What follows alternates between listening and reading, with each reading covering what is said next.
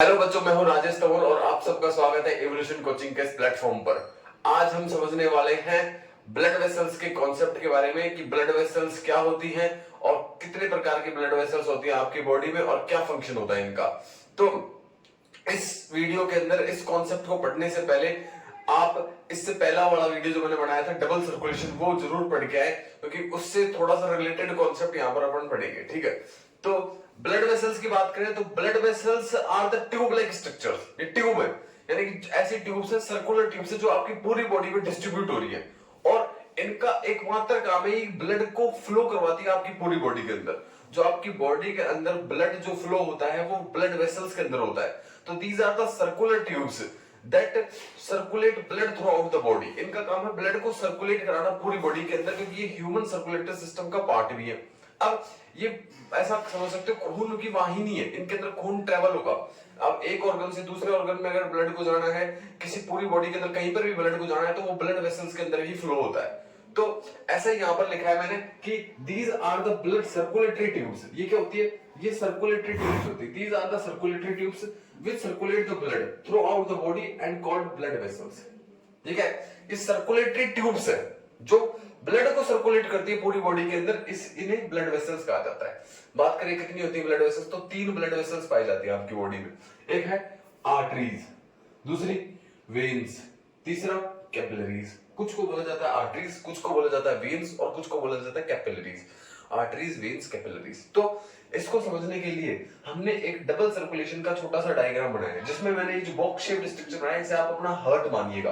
Heart के अंदर 4 chamber होते हैं, जैसे आपको पता है, right atrium, left atrium, right ventricle, left ventricle. ठीक है, और लंग्स मैंने ऊपर बना दिए, साथ में बॉडी ऑर्गन नीचे। अब इसकी मदद से अपन ब्लड वेसल्स के बारे में समझेंगे कि ब्लड वेसल्स कौन सी ब्लड वेसल्स क्या कर रही है। तो सबसे पहले मैं फर्स्ट ब्लड वेसल के बारे में पढ़ने वाले अपन आर्टरीज के बारे में। देखो, आर्टरीज की बात करें तो मैं आपको बताऊं कि देखो क्या होता है, जब भी डबल सर्कुलेशन होता है तो लंग्स से ऑक्सीजनेटेड ब्लड पल्मोनरी वेन के थ्रू एंटर करता है लेफ्ट एट्रियम में, फिर लेफ्ट एट्रियम से वो एंटर करता है लेफ्ट वेंट्रिकल में, फिर आर्टरीज की मदद से, यानी कि लार्जेस्ट आर्टरी जो होती है ऑर्टा, उसकी मदद से ये ट्रेवल करता है बॉडी ऑर्गन तक, बॉडी सेल्स तक। फिर यहाँ पर जाके वो ब्लड हो जाता है डीऑक्सीनेटेड ब्लड, फिर डीऑक्सीनेटेड ब्लड एंटर करता है वेन्स में, वेन्स लेके चल जाती है राइट एट्रियम के पास, फिर राइट एट्रियम से एंटर करता है राइट वेंट्रिकल में, फिर राइट वेंट्रिकल से वापस चल जाता है लंग्स में, और वापस से सेम साइकिल चलती रहती है, ऐसे चलता रहता है पूरे दिन। अब इससे क्या समझ में आया अपने को कि जो आर्टरीज है, तो आप देखो जो आर्टरीज है वो ब्लड को हार्ट से बॉडी ऑर्गन्स तक लेके जा रही है, लेके जा रही है कि नहीं? जो आर्टरीज है वो ब्लड को हार्ट से बॉडी ऑर्गन तक लेके जा रही है। यस, सारी की सारी आर्टरीज ब्लड को हार्ट से बॉडी ऑर्गन तक लेके जाती हैं। और आप बताओ अब यहाँ पर कौन सा ब्लड फ्लो हो रहा है? क्योंकि लंग से ऑक्सीजनेटेड ब्लड फ्लो आएगा, तो आर्टरीज के अंदर सारी आर्टरीज के अंदर ऑक्सीजनेटेड ब्लड फ्लो होता है। आर्टरीज क्या करती है? ऑक्सीजनेटेड ब्लड को हार्ट से बॉडी ऑर्गन सेल्स तक लेके जाती है। तो यही मैं यहां पर लिख देता हूं पहला point, all arteries carry oxygenated blood from heart to body organs cells tissue. ये तो बात हो गई फर्स्ट। सेकंड, लेकिन आपको यहीं पर इसी डायग्राम में एक चीज दिख रही होगी, पल्मोनरी आर्टरी। तो एकमात्र एक्सपेक्शन है, अपवाद है, क्या है कि पल्मोनरी आर्टरी जो है वो ब्लड को हार्ट से लंग्स तक लेके जाती है, आप दिख रहा होगा, हार्ट राइट वेंट्रिकल से लंग्स तक लेके जा रही है। तो एकमात्र अपवाद है कि सारी आर्टरीज तो हार्ट से बॉडी ऑर्गन ले जा रही है, लेकिन पल्मोनरी आर्टरी हार्ट से लंग्स तक लेके जाती है। और जब ब्लड बॉडी ऑर्गन से ट्रेवल होकर राइट वेंट्रिकल तक पहुंचता है तो वो ऑक्सीजनेटेड ब्लड हो जाता है। अब कौन सा ब्लड है? वो डीऑक्सीजनेटेड ब्लड है, सॉरी, कौन सा ब्लड है? Deoxygenated blood. तो पल्मोनरी आर्टरी डीऑक्सीजनेटेड ब्लड को हार्ट से लंग्स तक लेके जाती है। कौन सा ब्लड? Deoxygenated blood. तो पल्मोनरी आर्टरी जो है वो हार्ट से लंग्स तक डीऑक्सीजनेटेड ब्लड को लेके जाती है। तो सारी आर्टरीज तो ऑक्सीजनेटेड ब्लड को लेके जाती है हार्ट से बॉडी ऑर्गन, लेकिन पल्मोनरी आर्टरी उल्टा काम करती है। तो इसीलिए यहां पर लिखेंगे but pulmonary artery carry deoxygenated blood, यानी इसके अंदर CO2 रिच है, CO2 प्रेजेंट है, वैसा ब्लड लेके जाती है फ्रॉम हार्ट टू लंग्स। ये उल्टा काम करती है बेटा। जो पल्मोनरी आर्टरी है ये CO2 रिच ब्लड लेके जाती है, डीऑक्सीनेटेड ब्लड लेके जाती है हार्ट से लंग्स तक। अब मैं आपको और बात बताऊं तो देखो आर्टरीज की एक और खास बात है कि आर्टरीज जो है, आर्टरीज की जो वॉल होती है बेटा वो थिक होती है, मोटी होती है और साथ में इलास्टिक होती है, क्योंकि आर्टरीज है देखो they have thick and elastic walls. देखो आर्टरीज की थिक और इलास्टिक वॉल होती है क्योंकि देखो आर्टरीज के अंदर जो है ना वो हार्ट के द्वारा प्रेशर से ब्लड फ्लो होता है। हार्ट कांटेक्ट होगा और फिर रिलैक्स होकर प्रेशर से ब्लड फ्लो करेगा किसके अंदर, आर्टरीज के अंदर। और आर्टरीज में जब वो प्रेशर से ब्लड जा रहा है तो उस प्रेशर को बैलेंस करने के लिए ये मोटी होती है, इनकी वॉल मोटी होगी, साथ में इनकी जो वॉल होगी वो इलास्टिक होगी जिससे वो प्रेशर बैलेंस हो जाए, ये फट ना जाए। इसीलिए आर्टरीज की जो वॉल होती है they have thick and elastic wall because blood flow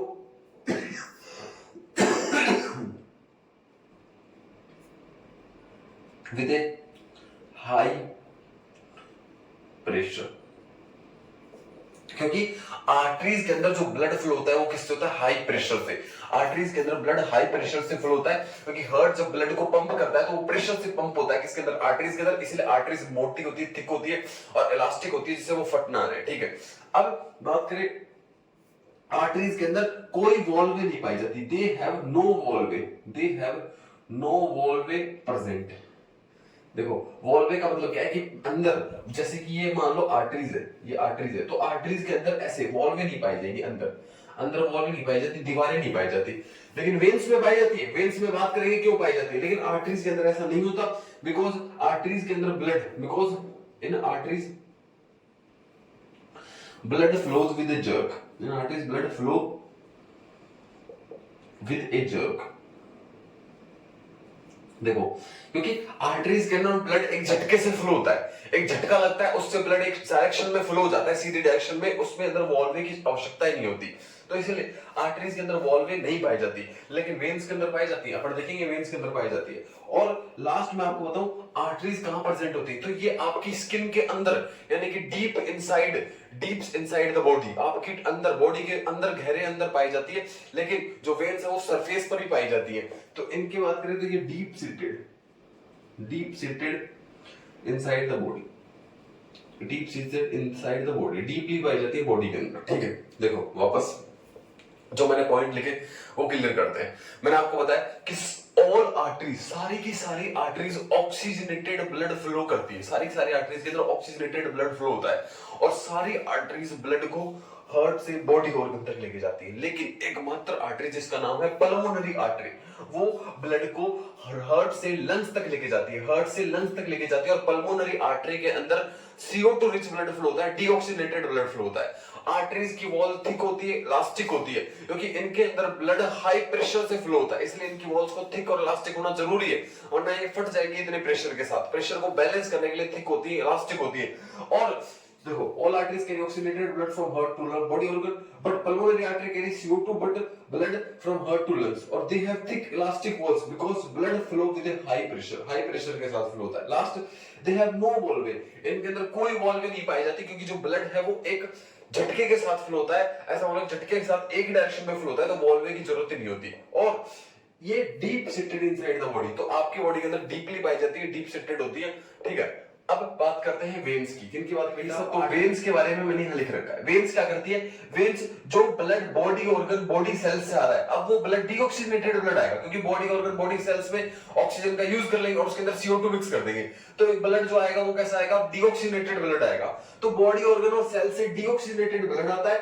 veins क्या करती है, उस डीऑक्सीजनेटेड ब्लड को लेके चल जाती है बेटा हार्ट के अंदर, बॉडी ऑर्गन सेल से ब्लड को लेके चल जाती है हार्ट के अंदर। तो सारी की सारी वेन्स के अंदर डीऑक्सीजनेटेड ब्लड फ्लो होता है और वो बॉडी ऑर्गन से ब्लड को लेके जाती है हार्ट के अंदर, ये बात है। तो in all veins carry CO2 rich blood, deoxygenated blood flow होता है फ्रॉम बॉडी ऑर्गन्स। आज थोड़ी तबीयत खराब है पर मेरे को लगा क्लास लेना जरूरी है, तो कहां से सारी की सारी वेन्स CO2 रिच ब्लड लेके जाती है, कहां से, बॉडी ऑर्गन से हार्ट तक, तो बॉडी ऑर्गन से हार्ट तक। लेकिन बट पल्मोनरी वेन जो आपको यहां दिख रही होगी, पल्मोनरी वेन एक अपवाद है, एक्सपेक्शन है। सारी वेन्स का तो काम है बॉडी ऑर्गन बॉडी सेल्स से क्या लेके जाना और डीऑक्सीनेटेड ब्लड लेके जाना हार्ट तक, लेकिन ये उल्टा करती है। ये क्या करती है, लंग्स से अब आपको पता है लंग्स से तो ऑक्सीजनेटेड ब्लड आएगा, तो लंग्स से ऑक्सीजनेटेड ब्लड लेके आती है हार्ट में। तो पहली बात इसमें फ्लो है ऑक्सीजनेटेड ब्लड और लेके आ रही है लंग्स से और हार्ट तक, तो उल्टा करती है। बट पल्मोनरी वेन, जो कि पल्मोनरी वेन है, but pulmonary vein carry deoxygenated blood. Pulmonary vein carry oxygenated blood, मतलब जिसमें ऑक्सीजन जाता है, oxygenated blood from lungs to heart. ये उल्टा परफॉर्म करती है सारी वेन्स के मुकाबले, लंग्स से हार्ट तक ब्लड लेके आती है और ऑक्सीजनेटेड ब्लड लेके आती है। अब बात करें, दे have no thick elastic wall, they have no thick and elastic wall. इनके अंदर थिक और इलास्टिक वॉल्स नहीं होती because they have thin walls. ये क्या होती है, दे हैव थिन वॉल्स। देखो इनके अंदर कोई थिक और इलास्टिक वॉल नहीं होती, इनके अंदर जो वॉल होती है वो पतली होती है आर्टरीज के मुकाबले। क्यों, क्योंकि ब्लड प्रेशर के साथ आर्टरीज में फ्लो होता है। अब आर्टरीज के अंदर प्रेशर से आता आता आता यहां तक जब वो पहुंचता है तो प्रेशर काफी लो हो जाता है, और प्रेशर लो हो जाता है तो इतनी कोई जरूरत नहीं है, प्रेशर को बैलेंस करने की कोई जरूरत नहीं। इसलिए वेन्स की जो वॉल होती है वो थिन होती है, थिक और इलास्टिक नहीं होती, थिन बिल्कुल पतली होती है। किससे, आर्टरीज से, क्योंकि यहां तक आते आते प्रेशर क्या हो जाता है, कम हो जाता है। अब इसलिए they have no elastic and thick walls, they have thin walls. इनके अंदर क्या पाई जाती है, थिन वॉल पाई जाती है। अब दूसरी, दे हैव वॉल्वेज। इनके अंदर वॉल्वे पाए जाते हैं because to prevent the back flow of blood. जैसे कि मैं आपको बताऊं कि इनके अंदर वॉल्वे पाए जाते हैं। क्यों, जैसे मान लो आपका हार्ट ने ब्लड पंप किया और वो पैरों तक चला गया, अब उसको वहां से लेके भी आना है, लेके आने का काम कौन करेंगी, मसल्स तो वहां तक तो पहुंचाती है आर्टरीज, लेकिन लेके आने का वहां की सेल से लेके आने का काम करेगी वेन्स, तो ऊपर आएगा। तो ग्रेविटेशनल पुल के, ग्रेविटेशनल फोर्स लगेगी, कोई भी चीज ऊपर आती है तो उसके ऊपर क्या लगती है, ग्रेविटेशन, उसे नीचे खींचना चाहती है। लेकिन इसके अपोजिट अगर ब्लड को लेके आना है ऊपर, वेन्स लेके आएंगे ऊपर हार्ट के अंदर, तो क्या करना पड़ता है कि इसीलिए इसको रोकने के लिए, उसको नीचे बैक फ्लो ना हो ब्लड, उसको रोकने के लिए वेन्स के अंदर ऐसे वॉल्वे पाई जाती है, ऐसे वॉल्वे पाई जाती है। जैसे ही ब्लड, मैं आपको बताऊं, जैसे ही ब्लड इन, जैसे मान लो ये वॉल्वे, जैसे ब्लड इनके अंदर एंटर करता है तो ये वॉल्वे बंद हो जाती है, फिर ऊपर वाली में एंटर करेगा वो वॉल्वे बंद हो जाएंगी, तो वापस आएगा ब्लड खुल जाएंगी। तो ऐसे इनके अंदर वॉल्वे पाई जाती है बैक फ्लो ऑफ ब्लड रोकने के लिए, वापस से फ्लो होकर ब्लड नीचे ना चल जाए। तो वेन्स के अंदर वॉल्वे पाई जाती है to prevent the back flow of blood, back flow of blood को रोकने के लिए। और आपकी स्किन के जस्ट नीचे, ये जस्ट नीचे यानी कि सुपरफिशियली ऊपर प्रेजेंट होती है कौन, वेन, जो आपको ब्लूइश कलर की दिख रही होंगी जब आप कोई भी वर्क करते हो, तो वो वेन्स है, तो just skin, under the skin present होती है, यानी कि situated just under the skin, just under the skin. तो सारे पॉइंट एक बार वापस से देखते हैं। देखो वेन्स, सारी की सारी वेन्स CO2 रिच ब्लड लेके जाती है कहां से, बॉडी ऑर्गन से हार्ट तक, बॉडी ऑर्गन से हार्ट तक CO2 रिच ब्लड। लेकिन पल्मोनरी वेन ऑक्सीजनेटेड ब्लड लेके जाती है लंग्स से हार्ट तक, पल्मोनरी वेन ऑक्सीजनेटेड ब्लड लेके जाती है लंग्स से हार्ट तक। और दे have no thick and elastic wall, इनके पास थिक और इलास्टिक वॉल नहीं होती, क्योंकि प्रेशर, कम से कम प्रेशर के साथ ब्लड फ्लो होता है। दे हैव थिन वॉल, पतली वॉल्स होती है। दे हैव वॉल्वे पाई जाती है to prevent the back flow of blood, क्या, ताकि ब्लड वापस से फ्लो होके ना चल जाए नीचे। और जस्ट अंडर द स्किन, कहां पाई जाती है, जस्ट स्किन के नीचे पाई जाती है कौन, वेन्स। अब लास्ट ब्लड वेसल रह गई जिसका नाम है कैपिलरीज, इनके बारे में और देखते हैं। अब समझते हैं थर्ड ब्लड वेसल जिसका नाम है कैपिलरीज। कैपिलरीज क्या फंक्शन परफॉर्म करती है, तो कैपिलरीज की बात करें तो कैपिलरीज कुछ नहीं बेटा, ये आर्टरीज और वेन्स के बीच का कनेक्शन है। आर्टरीज और वेन्स एक दूसरे से डायरेक्टली नहीं जुड़ती, कैपिलरीज जुड़ती है। क्या होता है कि आर्टरी आगे जाके, जो आर्टरीज है, जैसे मैं बोलूं आपको, मान लो ये आर्टरी है, ये आर्टरी है, ये आर्टरी आ रही है, आर्टरी आगे जाके छोटी छोटी ट्यूब्स में डिवाइड हो जाएगी, ऐसे छोटी छोटी ट्यूब्स में डिवाइड हो जाती है। और इन ट्यूब्स को क्या बोलते हैं, इन ट्यूब्स को बोलते हैं बेटा कैपिलरीज। आर्टरीज, ये मान लो आर्टरीज थी, आर्टरी थी, और ये आर्टरी आगे जाके छोटी छोटी ट्यूब्स में डिवाइड हो जाती है, इनको बोला जाता है कैपिलरीज। और कैपिलरीज काफी थिनेस्ट, ये क्या होती है, दीज आर थिनेस्ट, ये बहुत ही पतली होती है, these are thinnest and semi permeable, और परमिएबल भी होती है, semi permeable, these are the thinnest and semi permeable.